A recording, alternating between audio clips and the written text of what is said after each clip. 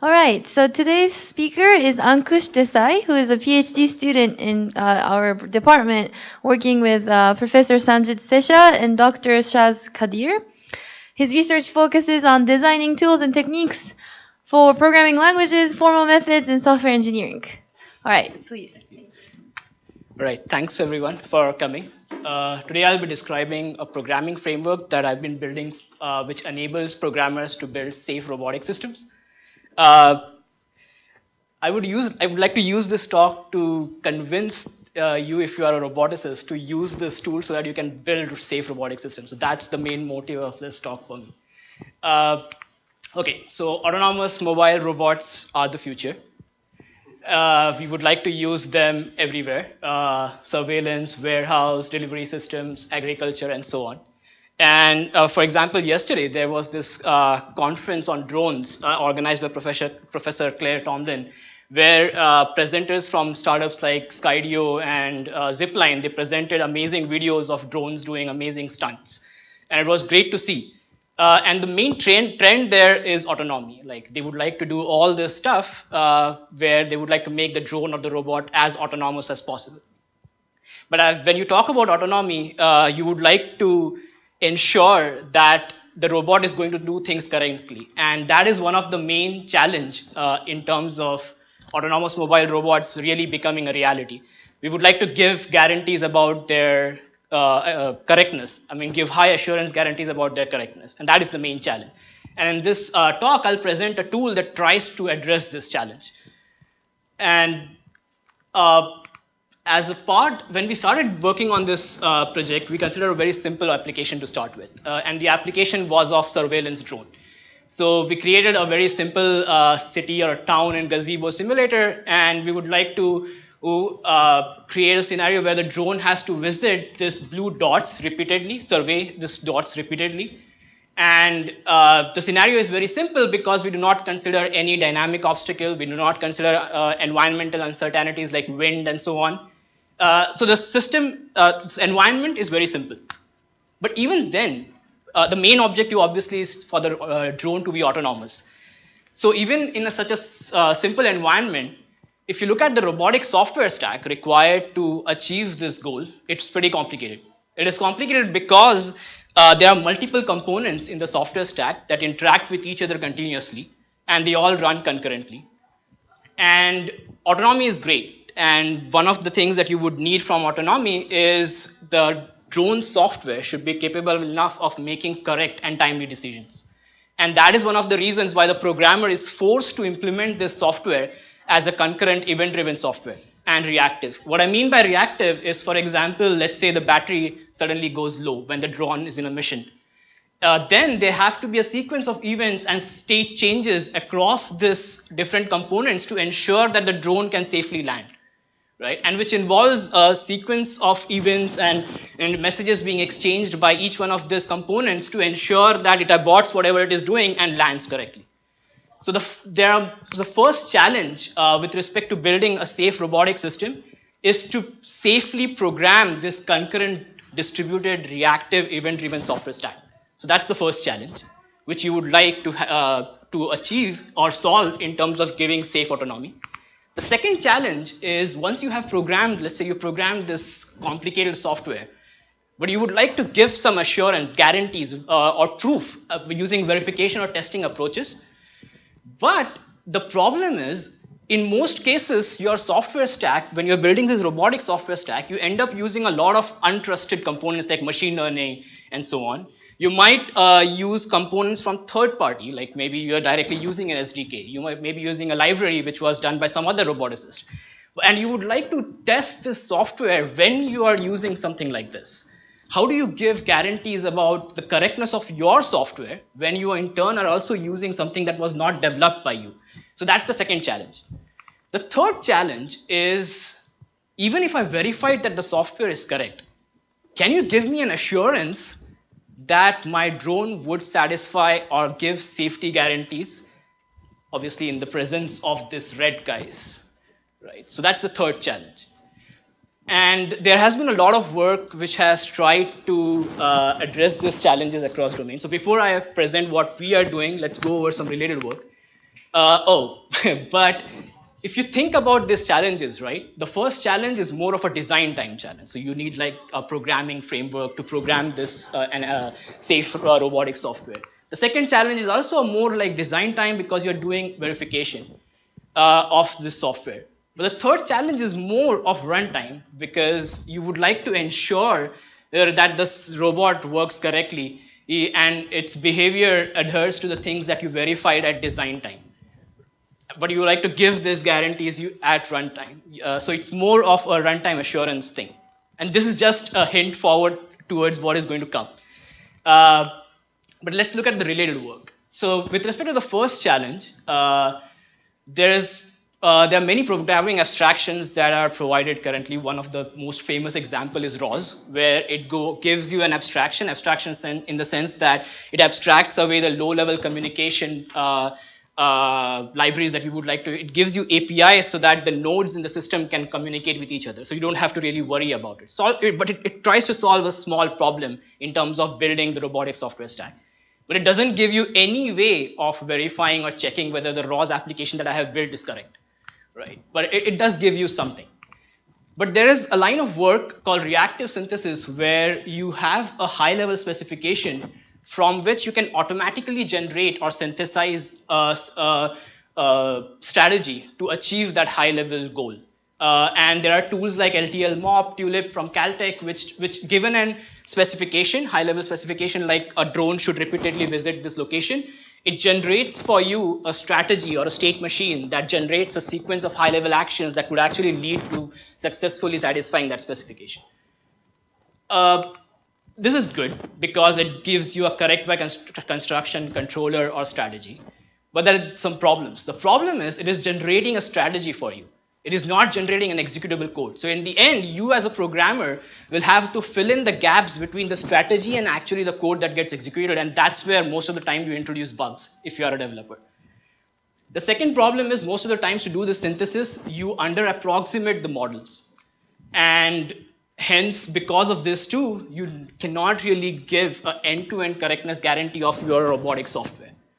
Okay, and that's the goal which we wanted to attain, a way of giving end-to-end correctness guarantee, not just a correctness guarantee of the high-level controller. Okay. The second work is for the second challenge. A popular technique there is reachability, where you try to compute all possible reachable states of your system, where the system is a composition of your plant, your controller, and the environment. You try to compute all possible reachable states for it, and you check whether for all states the safety property is satisfied or not. And there are many tools, a level set toolbox from Claire Townley and others, where you try to do this thing. But in this case also, it's amazing because if you are able to prove it, then you get a guarantee that your model or your system is correct. But again, you are verifying the model. You are not verifying the software that is going to be deployed on the robot. Right? So there is a gap between the thing that you verified and the thing that gets deployed on the robot. Because you would be the one who would be implementing that model in C, ROS, or anything that is, and there is a problem of having bugs there. Right? The second is, if from a controls community, you would resonate with this problem that as the dimension of your model increases, there is a scalability issue. And because of these things, again, you do not get an end-to-end correctness guarantee, which is the goal that we want. Right. And finally, this is the one approach that I think most of the roboticists end up using, which is simulation-based falsification. The idea is basically simulation, a lot of simulations. So the thing is, you test your software, the entire software implementation, by simulating it in a loop with a high fidelity model. You have a very nice simulator which captures the dynamics, all the environment, and so on. And you do simulation of your entire software stack in the loop with it. And there are many tools like Breach and so on, which helps you in generating different types of inputs so that you can cover as many simulations as possible and get as much coverage as possible. But in the end, you are doing simulation. This is great because it is very easy to set up. You don't need to be a control expert to know the dynamical models and so on and so forth. So you can find bugs faster and you can easily get started. It's really nice because you are reasoning about the entire implementation. You are no longer just reasoning about the model. But there is a problem. The problem is obviously if you think about a real world scenario, there are so many executions that you would never be able to explore all possible executions. And hence no proof and no guarantee, right? It's good in terms of finding bugs and so on and getting as many simulations, but there are no guarantees. But the goal is to have end-to-end guarantee, right? So, and please, if there are questions, you can interrupt. Okay. So our approach is, for the first part, we use a high-level programming language for implementing the reactive software.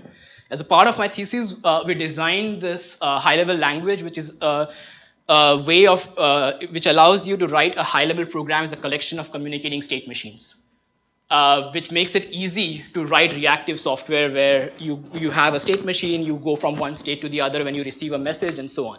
So it makes it easy for the programmer to write a reactive software at a higher level of abstraction. Once you have written the program in this programming language, we have a backend for verifying that the software system is software that you implemented in P is correctly implemented. But obviously, you would not be implementing all the things in the programming language P. So there would be some components like the SDK that you are using, or maybe the machine learning component, which is the third-party thing, which is the untrusted guys that we talked about. And you would like to do verification in the presence, you would like to do the verification of gray guys when they are also interacting with the guys that you have not implemented. Right? So how do you do that? So the way we do that is we use discrete abstractions of this untrusted components. And if you use this discrete abstraction, then this is a very simple program verification problem. And the core idea here is that we would like to use the tool which is best suited for that problem. So the problem of program verification is extensively used. There is a lot of progress there. So we reduce this entire thing to a program verification problem to verify that the software, this robotic software, is correct. But this is not enough, because after all, we are using abstractions, and when we deploy the software, these abstractions are going to be replaced by their actual implementations, right? So now you would like to ensure that the assumptions that we use during testing and verification, they hold at runtime. And only then the design time verification really holds. Otherwise, if those assumptions are no longer valid, whatever we did in this step doesn't hold. So the way we ensure this is by using runtime assurance. So what we do is we monitor the assumptions that are made during design time, which was the green guys at runtime. And if those are going to be violated, we automatically recover and ensure that those assumptions are always valid. So that's the runtime assurance part. And these three things together give you an end-to-end correctness guarantee, obviously under the assumption that our compiler and everything is implemented correctly. Right. So at this point, yeah. So there's always a way to do step 3 to kind of recover if you're not assured at runtime? Is that guaranteed that you don't recover somehow? Yes, so but note that we do not automatically generate the recovery mechanism. I'll cover this in the later half, but the developer or the programmer has to also give me a correct recovery mechanism. Yes, but given the recovery mechanism on a failure of a certain assumption, if those two, that is correct, then we give a guarantee that system. All right. Okay, so the first part. Programming reactive robotic systems is hard. Why is it hard? Because when you're thinking about the robotic stack, there's so many problems you have to take care of to ensure that the robot software will work correctly.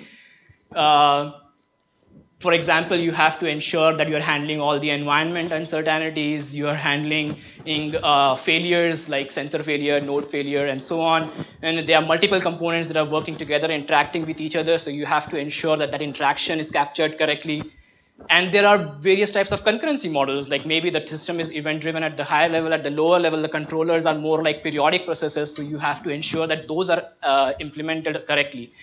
So there are many things that have to be taken care of when you're implementing robotic software and you want to give guarantees. And to that end, we designed this programming language, which is more like, if you are aware of actor programs, so it is more like an actor programming language. And we also have at the back end a verification engine, which basically systematically explores all of possible behavior of your software. I mean, obviously, it does it in a much more efficient way, but the goal is to explore all possible behaviors of your software and prove that under no behavior you violate the safety specification. Okay. So before I give a quick overview of the P programming language, I'll use the example of two components, the surveillance mission planner and the motion planner. If you wanted to implement this, how would you go about it? So for example, the surveillance mission planner would basically start in this state. If you receive, for example, if it receives a new surveillance location, it adds it to the surveillance set of points that it has to survey. And it picks one location from the set of all possible surveillance points and picks it as the next target location, moves to this state, sends this command to the motion planner to go take the drone to that target location. That's the job of the motion planner. And once the motion planner informs that a target has reached, it does this thing again and again. Right? That's a very simple surveillance protocol. Right? And the motion planner would basically start in this state on receiving a next target command from the surveillance mission planner. It computes the motion plan, which is a sequence of waypoints. And then it goes to a different state where it sends this waypoint one by one to the low-level motion primitive, which generates the control actions. Right? And then once the target state is reached, it returns back to the state. Right? These are the very simple motion planner module that you would implement in a very simple surveillance module that you would implement, right? And if you had to implement this in C or ROS, it would take a few hundred lines of code, right?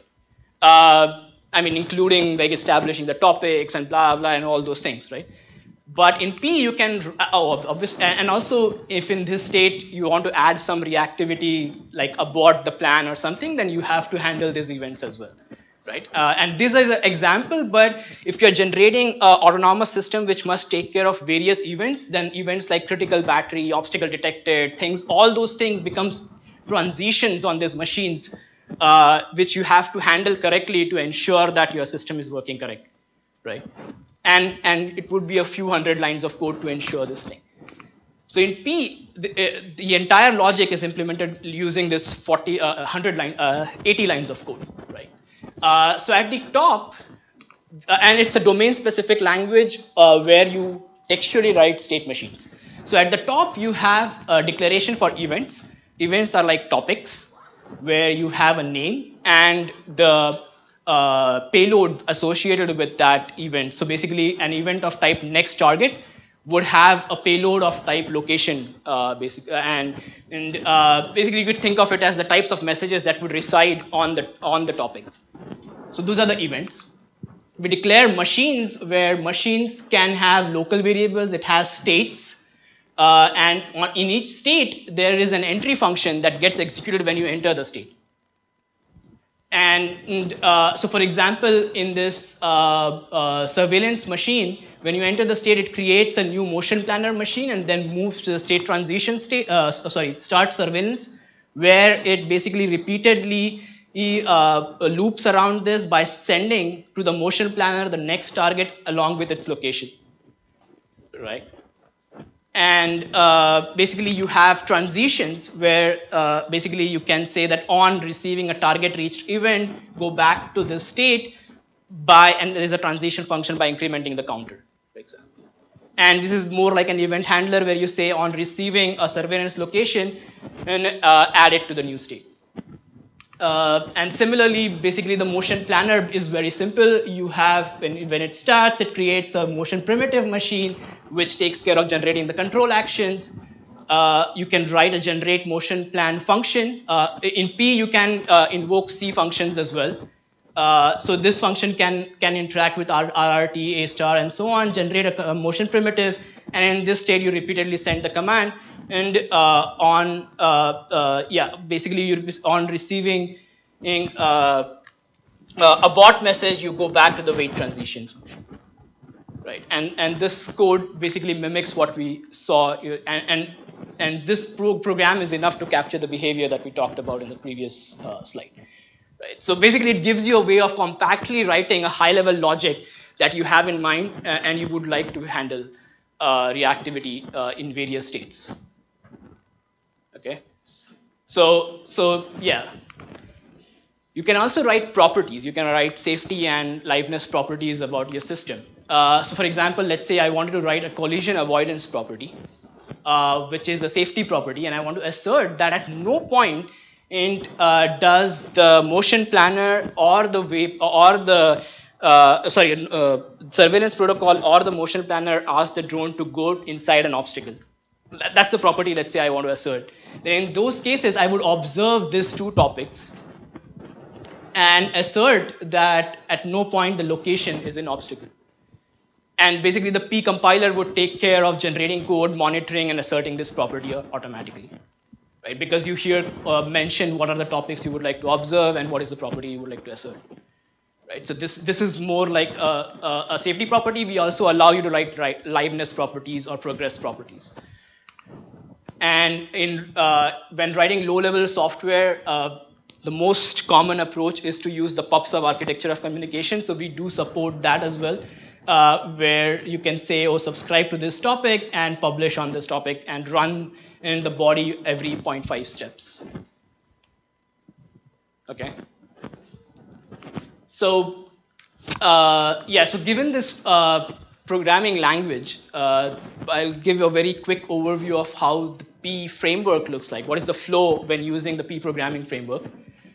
So you have the P program, which consists of implementation. The specifications are like the monitors that we used, and we also allow you to write unit test cases and so on for the P program.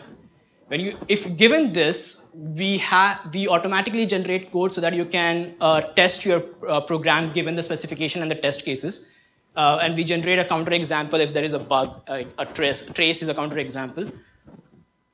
And that's how basically we address the challenge too of verifying that your software implementation is correct. I mean, there's much more work that goes into this framework so that it becomes really scalable in terms of verifying the software, but I'm not going to go into the details of it, considering that we are going to talk more about robotics. But once you are satisfied that your software is correct, we automatically generate C code that can basically be deployed on any target platform. Okay. So, and we have deployed this across domains. So initially, P was used for building the Windows device drivers that are being shipped with Windows. So that was the origin of P. That's what we used it for. And over the duration, we have been using it to build Microsoft Azure distributed systems, and more recently, distributed robotic applications. Because it's a C code, it can be deployed on anything. So the main reason I've mentioned this is that P is actually a full-fledged programming language where you can write complicated programs like device drivers and distributed systems. And that's why pretty suitable for writing robotic software as well. And what we did was we implemented a multi-robot software stack where the software stack is more or less similar to what we saw initially. But we also use, I mean, one of the things that you have to address when building multi-robot system is you have to come up with use a multi-robot motion planner, which does motion planning for the set of robots on the fly. So we came up with a verified on-the-fly motion planner, which is robust against timing errors, because since these are multi-robot system, distributed system, their clocks may not be synchronized. So you have to ensure that in the presence of this not synchronized clock, the robots will still not collide with each other. So we came up with a motion planning algorithm, which is mentioned in this paper, but that was proved to be correct using the framework. And the generated code from this thing can be deployed on ROS or on PX4. So the generated C code, there is a library that you link it against so that it can be deployed on ROS or drone code. Okay, so that's the first part of it. Okay, so I mean, this was just sort of where we did simulations with multiple robots, and here we deployed the generated code on actual parrot drone. So this is multi-drone system and so on, which are basically asked to randomly go from one white block to the other. And they coordinate with each other and compute the trajectory to go to the next target location. Okay.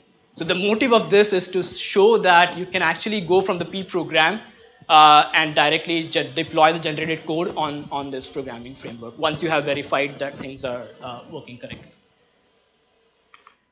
Okay. So before I move on to the last challenge, there was one thing that I mentioned, and okay.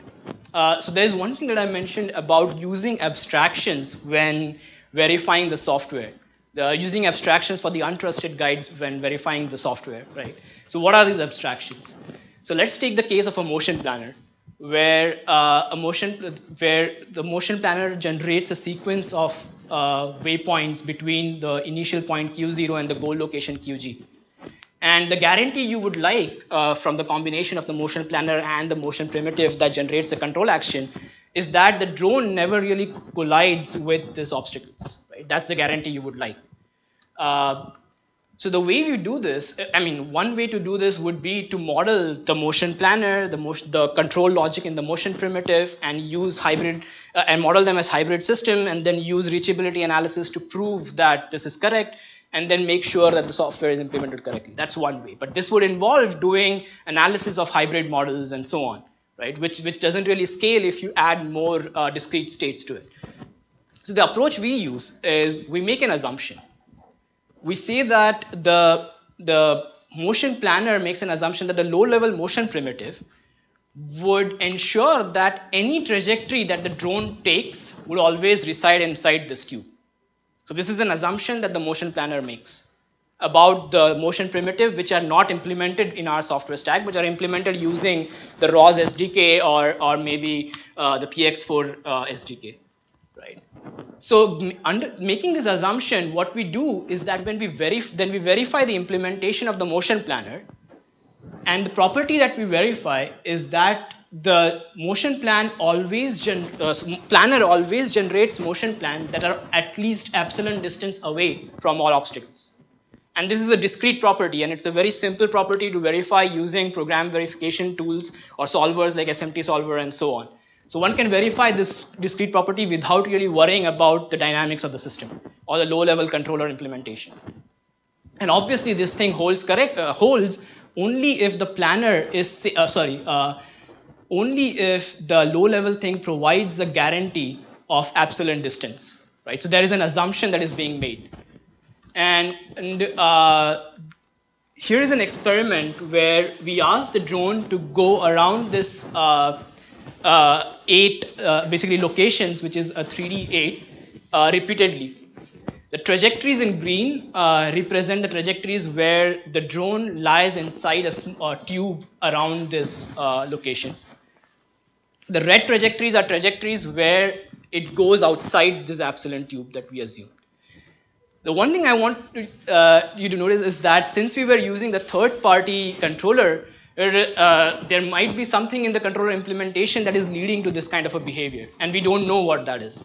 But we would still like to use that third-party controller because in more than 95% of the cases, the trajectory is green. So we would like to use it in most cases, but in some cases where these things get violated, we would like to do something that doesn't allow this kind of red behavior to happen, right? So that's the thing that I want you to take out of this slide. So the thing that in most cases, these controllers which are optimized for time work correctly, but there are cases where it might violate the safety specification of being as close to this star dots as possible. Right. Okay, so how do you guarantee safety at runtime when the design time assumptions can get violated? That's the final challenge, right? And for that, let's revisit the software stack. So the properties that we would like is obstacle avoidance, saying that stay at least at a minimum distance from all obstacles, and the battery safety, that if the battery is low, then you should safely land. And we would like to provide these guarantees in the presence of these red guys, which are maybe untrusted controllers in our case, like the ROS SDK or something. And the motion planners could be third party, like the OMPL library or some solver, optimization solver that you are using, which cannot be trusted. And we would like to give these two property guarantees in the presence of such a software stack, right? So how do you do that? So there is a very well-known technique called simplex architecture for runtime assurance, which has been around since 1980s and is used extensively in avionics. Because the avionics have been using statistical models for making decisions for years, and still they are able to fly with very few errors. And this is the approach basically that they use. The idea is you have three components in your system. The first one is the advanced controller, which is the untrusted but the optimal controller, which you would like to use for controlling your drone, because maybe it's using machine learning and it's very efficient in nominal conditions. And the second component is the safe controller, which is basically certified to be correct, but it's not good optimally. It doesn't have an optimal performance. But it is good in terms of you can give safety about guarantees about its behavior, right? And one example would be break as soon as possible. That could be your safe controller. And the third component is a decision module that periodically samples the state of your system and ensures that if there is a possibility that in the next delta amount of time, if I leave control with the advanced controller, my system can go in an unsafe state. That's what the job of decision module is, to keep sampling and make this decision. And if there is a possibility, then it switches the control to the safe controller. Okay? Now, if you can give me a certified safe controller, and if you can give me the safety property that you need to enforce, which is basically what the decision module uses to check that is there a possibility of violating this safety property. If you give these two things, then you can ideally use any advanced controller in here. It could be machine learning, it could be third party, it could be anything, and you can still give the guarantee that the property fee will always be satisfied. Right? So are there any questions till this point? Or okay. So is this okay? So this is a very simple idea. Obviously, the things get a bit complicated because you have to guarantee things about switching in the presence of discrete sampling and so on. Yeah. Do you know why they call it simplex? Because it's simple. I think that was the reason, but I'm not sure. I'm not sure. So some people also call it RTA. So there is another line of work from Scott Smolka from Stony Brook University.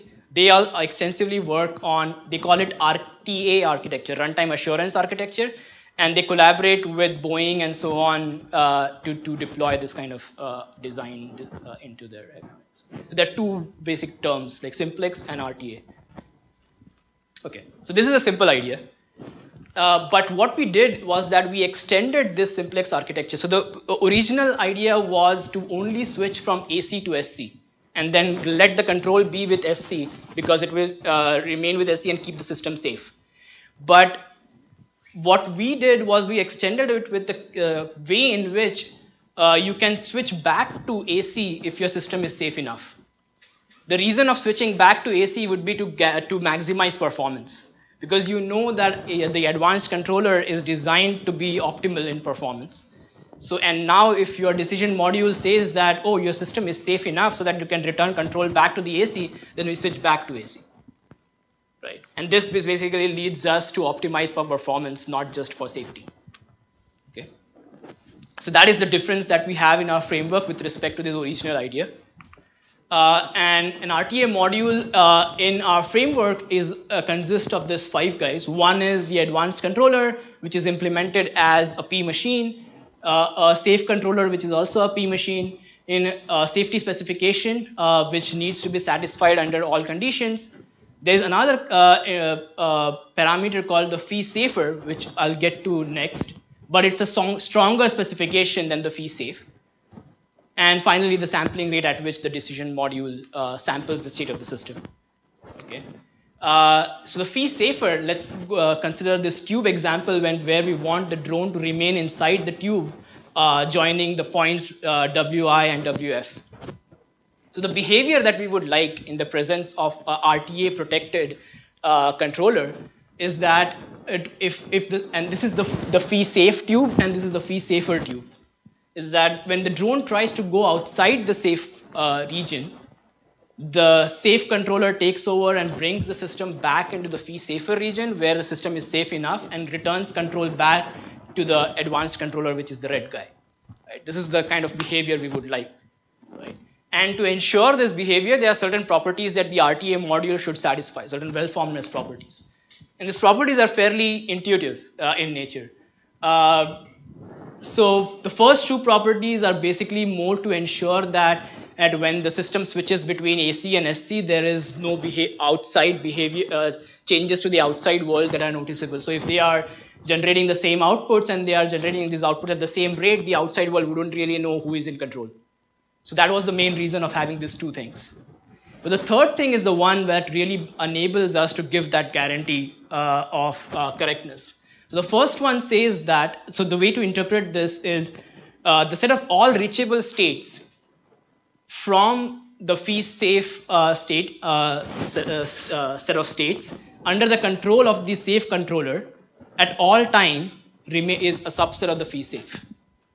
Okay, so this is basically proving the correctness of the safe controller, that if you give control to the safe controller, then it will keep the system within the safe set.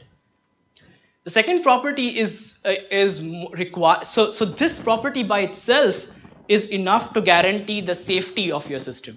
The other two properties are more to ensure the guaranteed switching between AC to SC and from SC to AC.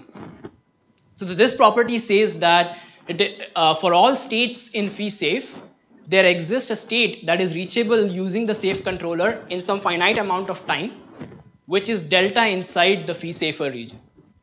Right? It's because we would like the safe controller to take the region inside, to take the system inside the fee-safer and remain inside fee-safer for delta amount of time, so that we can switch the control back to AC at that point. So that's this property.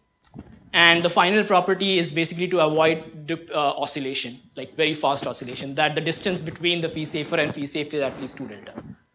Okay, so these properties together ensure both guaranteed switching from SC back to AC and the safety of the system. All right.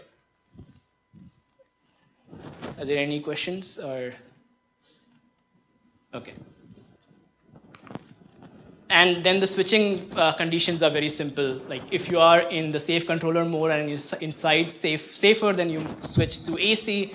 And if you are in advanced controller is in control, and in the next 2 delta amount of time, if you can go outside the fee-safe region, then you switch to SC. Okay, so this part is pretty simple. And this 2 delta is mainly because we are doing discrete sampling. So you don't want to miss the condition when.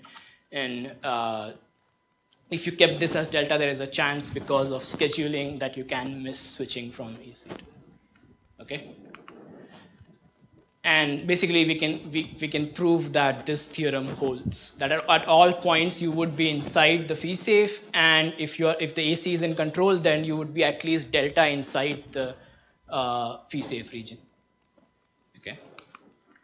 So how does it look programmatically in P? So all this is great, right? I mean, but what does it mean in terms of writing a program and when you use RTA? So what we want is that obviously there is a type called state, and we write the motion primitive as a P machine. We write the advanced and the safe controllers as P machines. We want the programmer to give us 2 functions. The first one is a Boolean function that takes the current state of the system and returns true or false depending on whether the robot is inside the fee-safe or not.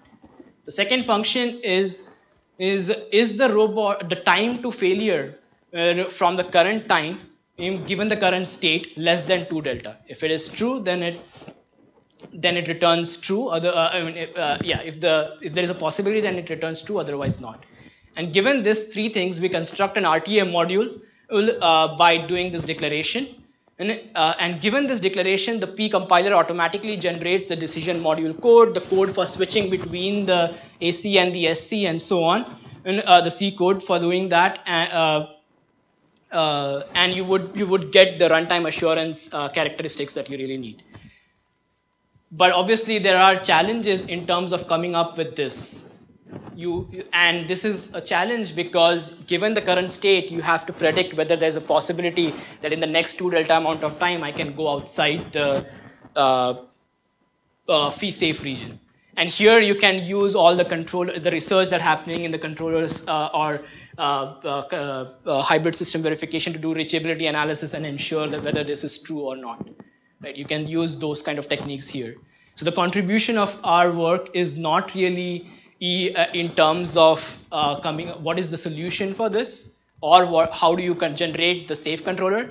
But given these two things, which are well studied in the controls community, how can you come up with a programming framework that allows you to do this and automatically generate the code to ensure correctness, right? So, and just by writing this, you can generate an RTA module, and our RTA modules are composable in the sense that if you have multiple untrusted components in your software stack, you would like to wrap each of those untrusted guys inside an RTA module and give safety guarantees about them. So for example, you would like to wrap the untrusted motion planner inside an RTA module so that you can give the safe planner guarantees. You would like to wrap the motion primitives inside this thing so that you can give that safe tube guarantee, and similarly for the battery conditions and so on.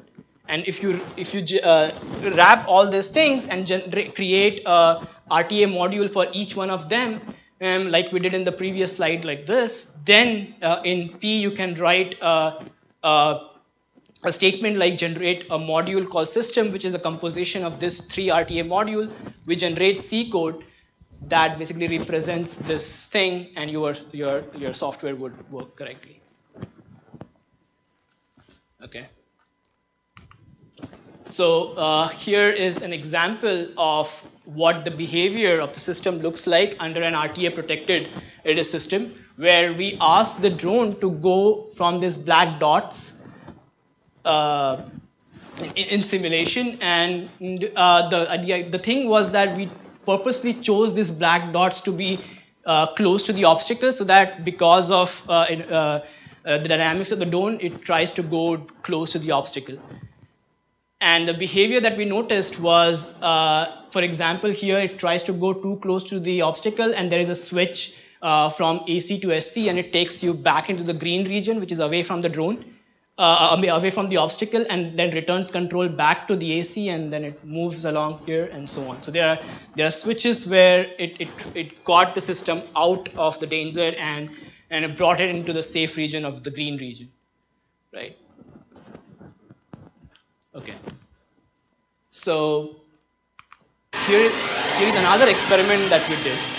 So in this case, we used an RTA protected motion planner, where the drone doesn't, where the high level advanced motion planner randomly generates points in the space, even points that are outside the safe workspace. And the drone has to tries to follow the advanced controller, but there's a decision module. The property that we want is never collide with the obstacle. So it goes too close to the obstacle, it switches, and the safe controller takes over. And the safe controller basically brings the drone back to the center. Right. So here, basically, the advanced controller was a random guy, a random controller which tries to take drone to the random points which could be inside the obstacle. But whenever it gets too close, it automatically detects that it is too close to the obstacle, switches the control, and the safe controller brings it back in. Okay. All right. But obviously there is this trend of extensive simulation, and so we also did this. We did a simulation of the surveillance system, where the surveillance system generates random points that the drone should visit. And we ran the simulation for 104 hours. And the total distance covered by the drone was around like 1,500 kilometers. And in those cases, there were total 109 disengagements, which is the term which normally maybe the autonomous vehicle guys use, like where the control from the advanced controller was switched back to the AC, and the drone was kept safe, and it avoided collision with the obstacle.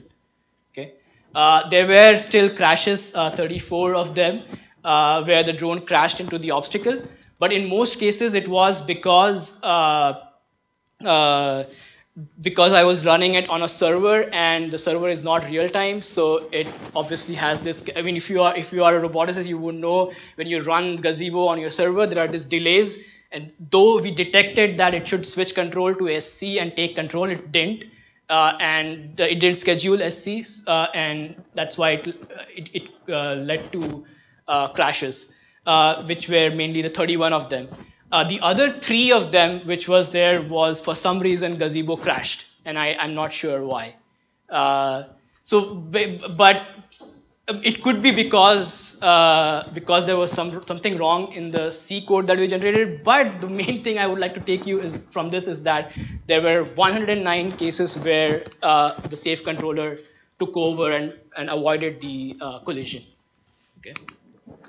Okay, so 2 challenges: reactivity and control and untrusted components. The solution is to combine programming language and verification approaches with runtime assurance, and we can guarantee end-to-end correctness of the system. Obviously, there is a star which says under certain assumptions, and the assumptions are things like the compiler implementation is correct and our code generated, which is the C code, is correct. And the C compiler that generates the executable code is correct. So under those assumptions, we can give end-to-end correctness guarantee.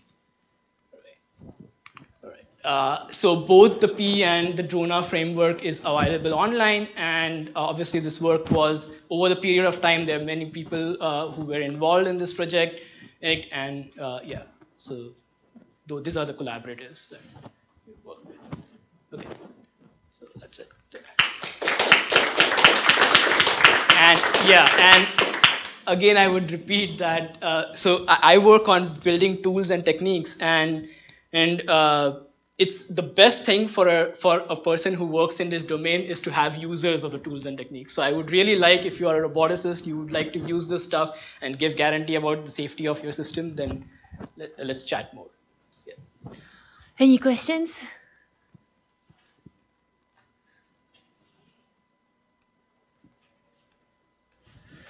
Have you thought, I guess it seems like most of the collisions are due to real-time constraints on the compute.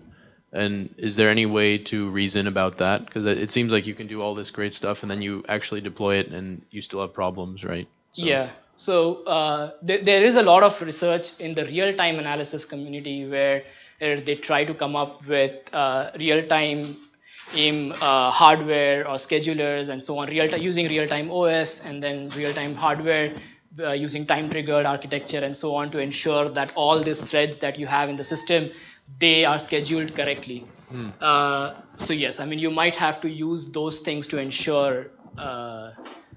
If you cannot do that, then in fact anything that you're building as a robotics framework would not really work correctly. Right. So for example, when you're designing a controller, you make an assumption that the controller gives out this controller output at this rate. And obviously if it doesn't, you take into account some delay, obviously. But if it doesn't, if it gets scheduled in that delay, then you cannot give any controller guarantee as well. So yeah, so that is a problem that needs to be solved using the real-time guarantees and so on. Yeah. Any other questions? All right, in this case, let's thank the speaker again.